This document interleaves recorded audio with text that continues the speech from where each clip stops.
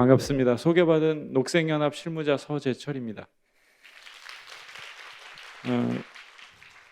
저는 오늘 야생, 녹색연합이라고 하는 환경단체가 야생을 어떻게 접하고 그리고 또 야생에서 일을 하는지 그 단면을, 그 일부를 바쁜 시간 내서 이 자리에 와주신 여러분들과 함께 살펴보고자 합니다. 제가 말씀을 드리기 전에 먼저 잠시 제가 소개를 드릴 분이 있습니다.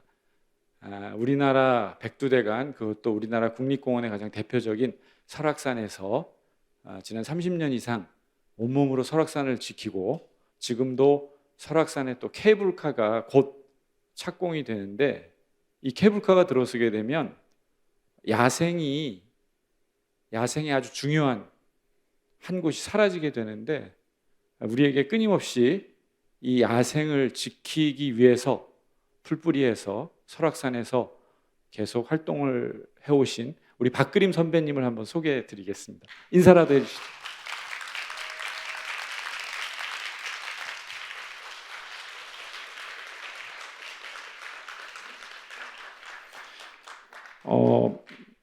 오늘은 야생에 대해서 함께 이야기하는 자리고요. 또 한편으로 지키다라는 표현을 했는데 사실은 개인적으로는 이 지키다라는 것은 제가 이제 실무자로 급여를 받는 실무자로 환경단체에서 20여 년 일을 하면서 그렇게 지켜본 게 기억이 별로 없는 것 같아요. 이제 최근에는 또 후배들, 동료들이 의미 있는 어떤 그 야생의 공간, 생물의 서식지를 지키기도 했는데, 저는 사실 제가 직접적으로 관여했던 것에서 웃어서 안 되지만 지켜본 기억보다는 그냥 그게 사업이 이루어져서 새만금 잼버리를 지켜보는 입장이 저는 남달랐습니다. 사실은.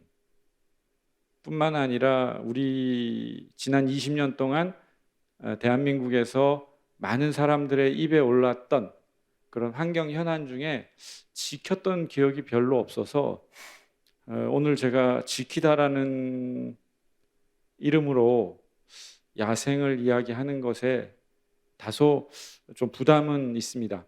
하지만 야생은, 생태는, 자연은 여기 계신 모든 분들, 그리고 오늘 이 자리에 강연을 해주시는 선생님들 다 마찬가지라고 생각합니다. 우리에게 있어서 자연과 인간, 특히 야생과 우리가 어떻게 관계를 맺어야 되나, 야생이 야생 그대로 존재할 수 있도록 하는 것, 그게 언제부턴가 그렇게 하지 않으면 인간이 존재할 수 없다라는 울림이 대한민국의, 아니 서울의, 대한민국 한반도의 지구 전체, 저는 그게 기후위기라고 생각합니다. 그래서 녹색연합도 저희 실무자들도 활동가들도 이 기후위기에서 정말 위기의 실체가 무엇인지를 적어도 야생에서 관찰하고 기록하고, 그리고 그 야생에서 동식물들이 정부 조직처럼 대변인이 있고 홍보 공보실이 있고 삼성 LG처럼 엄청난 예산과 조직이 있는 대변인, 홍보하는 조직이 있으면 지금보다는 나아졌을 텐데, 자연과 이 야생의 대변인이 별로 없기 때문에 거기에 자그마한 목소리라도 전달하는 것이 환경단체가 아닌가 싶고요. 그 야생에서 지금 기후 위기에 어떻게 이 동식물들이 놓여져 있는지 저희가 그 일부를 관찰하고 기록하는 일들을 하기 때문에 오늘 그 모습들을 함께 살펴보고자 합니다. 대한민국에서 산을 좋아하시는 분들은 누구나 가보고 싶어하는 명산, 그 중에서도 흔히 탑3라고 하는 곳이 이곳 한라산, 설악산, 지리산이 있습니다.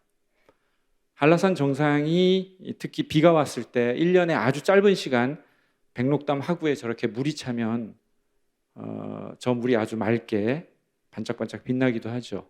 그런데 바로 기후위기가 한라산, 지리산부터 지금 뚜벅뚜벅 생생하게 다가오고 있습니다. 바로 이 모습입니다. 한라산의 구상나무, 전 세계 대한민국의 한라산, 지리산만 집단 서식하고 있다는 이 기대종인 구상나무가 집단으로 고사하고 있습니다. 그리고 지리산 정상이죠. 이 지리산에도 아고산대 해발 1200m 위에 구상나무와 가문비나무가 이렇게 많은 곳은 90% 이상, 여기는 순림이라고 해서 구상나무가 거의 다른 화렵수와 섞여 있지 않고 온전히 구상나무만 살아있는 이 사면인데 거의 90% 이상 죽어 있는 모습. 네, 이런 모습이 지금 지난 10년 사이에 백두대간과 국립공원 높은 곳에서 구체적으로 나타나고 있습니다. 그래서 우리가 이곳 한라산과 지리산, 백두대간의 현장을 저희 활동가들도 그리고 함께 우리의 친구들, 자원활동가들, 여기 계신 이 자리에 계신 분들이 다음 주에 내년 1월, 2월에 같이 현장에 가서 관찰 기록했던 모습입니다. 저는 이 나무는 특히 개인적으로 지리산 중봉에 있는 남한에서 가장 오래된 가문비나무입니다. 가문비나무는 해발 1600m 위에 서식하고요. 백두산의 상상을 초월할 정도의 거의 서울의 자치구 한 5-6곳을 합친 면적 이상으로 상당히 넓은 순림이 백두산 쪽엔 있고요. 남한에서는 지리산, 개방산 일부에만 서식하는데요. 350년, 20년 전에 우리가 측정했을 때 350년 추정하는 것으로 나왔는데 2020년에 이 나무가 이렇게 부러졌습니다. 기후 스트레스에 허약해져 있다가 강풍에 이렇게 부러졌던 거죠. 그리고 이제 이런 현장들을 시민들 그리고 우리 자원활동가들과 함께 관찰하고 기록하는 일들이 저희가 가장 활발히 하고 있는 활동 중에 하나입니다.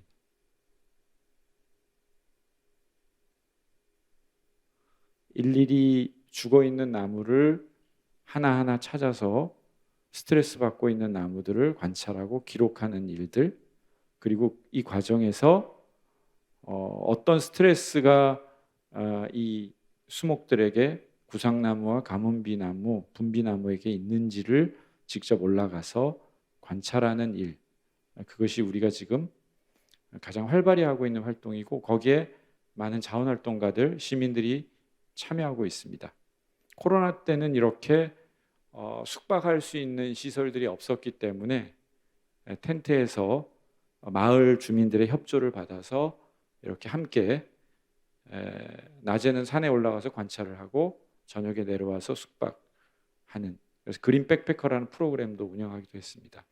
저희는 이 기후 위기로 인한 생물 다양성 위기에서 가장 중요하게 이 생물 다양성 위기를 대비하고 대처하기 위해서 해야 하는 일들이 바로 보호구역을 넓히는 일이라고 생각하고, 이미 유엔에서도 지구에서 전 지구 차원에서 생물 다양성 위기에서 가장 핵심적인 실천으로 보고 있는 것이 보호구역을 확대하는 것과 그리고 훼손된, 인간이 훼손한 자연을 다시 생태복원하는 것, 거기에는 아주 구체적으로 멸종으로 가고 있는 코뿔소라든지 호랑이, 두루미 이런 종들의 서식지와 종을 회복하는 것도 함께 포함되어 있습니다. 녹색연합은 이렇게 보호구역을 넓히기 위해서 그동안 활동을 해왔고요.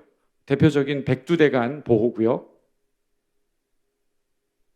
그리고 이제 DMZ의 내부 철책선 안쪽은 아직 우리가 지정을 못했지만 이 철책선 바로 뒤 민북 지역이라고 하죠. 거기에도 약 7만 헥타 가량을 인간의 간섭 없이 개발을 할 수 없는 보호구역으로 지정하는, 그렇게 정부에 건의하고 그 공간을 일체 개발 행위를 하지 못하도록 하는 이런 활동들을 해왔습니다. 그리고 경상북도 울진과 영양에 가면 우리나라 하천 중에 가장 맑은, 하천이라고 이름 붙은 곳 중에 가장 맑은 청정하천 왕피천이라고 있습니다. 이 왕피천 유역 일대 2만 헥타를 절대 보존 지역, 생태 경관 보존 지역으로 지정하는 이런 활동들을 꾸준히 해왔죠.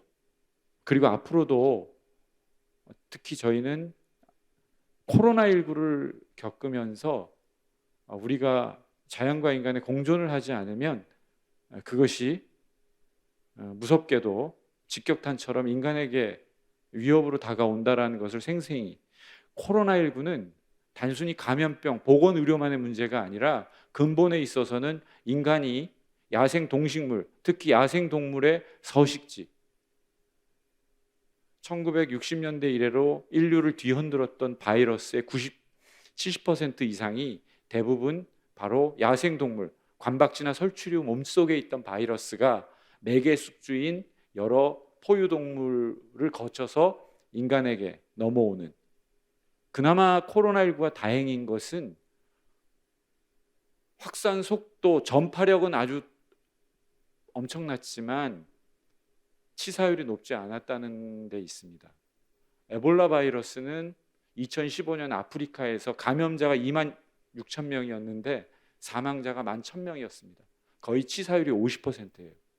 그리고 정말 우리가 또 고마워해야 될 것이, 아프리카 돼지열병은 돼지에게만, 야생 멧돼지나 돼지에게만 전파가 되고 인간에게는 전파되지 않는다는, 하지만 우리는 방심할 수 없고요. 앞으로 야생동물의 서식지를 위협하게 될 경우 중국과 라오스, 중국 윈난성과 라오스 일대에 서식하는 관박쥐 몸속에 있는 바이러스와 코로나19가 90% 이상, 98% 일치한다라는 것이 2년 전에 이미 영국에서 논문으로 나와 있는, 그래서 우리는 야생동물의 서식지를 위협하면 그것이 인간에게 직접적인 위협이 된다. 이런 현실 속에서 저희는 야생동물의 서식지, 야생의 공간을 인간이 더 이상 들어가지 않고 인간의 생활을 위해서 직접적으로 개발하는 것이 아니라 적어도 우리가 거기를 아주 조심스럽게 접근하는 정도의 그런 보호구역으로 지정하는 이런 활동들을 계속 해나가고 있습니다. 이 작은 꼬리치레 도롱뇽에 대해서 우리는 보호구역을 지정하고, 그리고 이 생명들이 평안하게 왕피천에서 그리고 백두대간에서 살아갈 수 있도록 하는 이런 일들이 저희가 하는 일이고요. 울진 삼척의 산림보호구역에서도 마찬가지입니다. 한번 시간이 죄송한데 잠시 보십시오.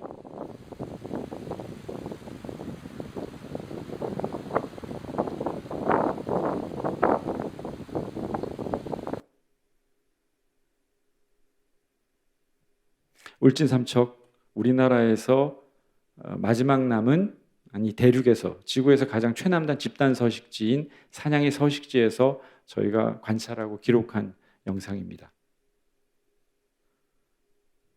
귀엽죠?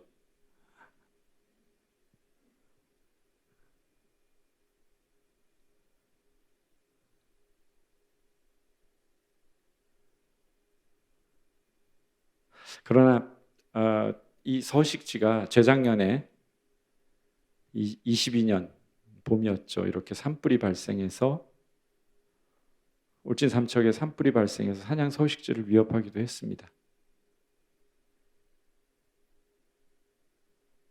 최근에 이 대형 산불이 많이 발생하고 있는 것도 2월에서 6월까지, 겨울에서 봄을 거쳐서 여름까지 밀양 산불이 발생했을 때 6월 1일 밀양 시내가 33도였습니다.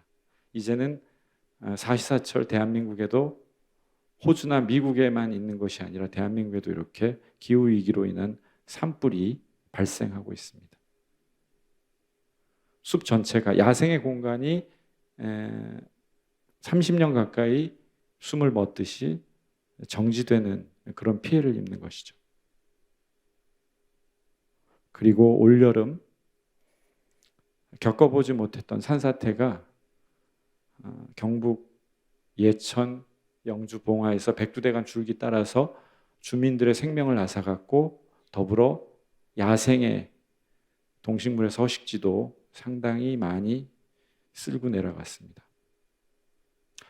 저희는 기후 위기에 우리가 할 수 있는 것이 무엇인가, 그것을 이야기하기 전에 이렇게 현장을 직접 관찰하고 기록해서 여러 수단으로, 작게는 우리 이웃에게, 그리고 우리 흔히들 SNS를 통해서, 그리고 또 가능하다면 여러 미디어 매체를 통해서 바로 이 야생에서 어떤 일이 벌어지고 있는지, 그 위기의 본질은 무엇인지, 그 기후 위기가 생물 다양성 위기로 어떻게 연결되는지를 관찰하고 기록하여 야생의 목소리를 조금이라도 전달하는 것, 그것이 저희 활동이고, 오늘 이 자리에서 작게나마 야생의 목소리를 함께 살펴본 시간이 저희로서는 소중하고 감사한 시간이었습니다.